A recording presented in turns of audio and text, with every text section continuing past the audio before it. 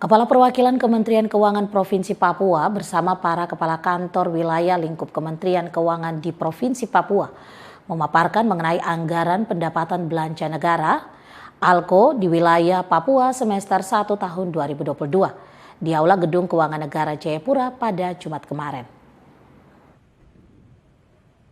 Kepala Perwakilan Kementerian Keuangan Provinsi Papua yang juga Kepala Kantor Wilayah Direktorat Jenderal Perbendaharaan Provinsi Papua Burhani mengatakan bahwa kinerja APBN di wilayah Papua pada semester 1 tahun 2022 mampu menjaga fundamental perekonomian regional di tengah lonjakan harga komoditas.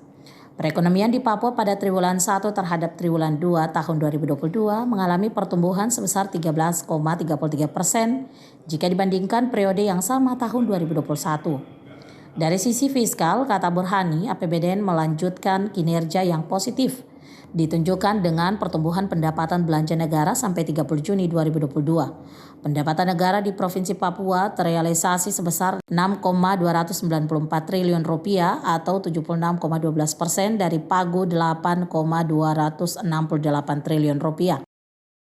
Saya ingin sampaikan ya, kalau terkait dengan belanja KL ini yang 14,294 triliun ini, realisasinya memang baru mencapai 33,23% atau 4,72 triliun lebih. Memang target secara nasional itu tidak tercapai ya. Terus terang di Papua tidak tercapai tadi dengan berbagai hal penyebabnya.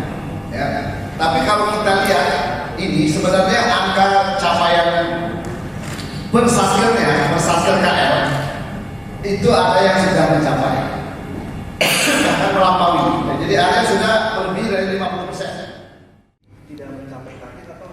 Sementara realisasi belanja negara di Provinsi Papua 23,20 triliun rupiah atau mencapai 39,80% dari pagu sebesar 57,770 triliun rupiah.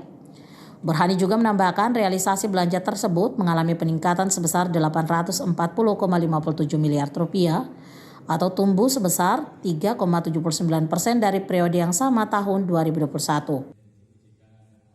Peningkatan pertumbuhan utamanya terjadi pada dana alokasi umum sebesar 2,147 triliun rupiah atau tumbuh 22,88% dari periode yang sama tahun sebelumnya. Dan dana desa sebesar 803,75 miliar atau tumbuh 78,14%.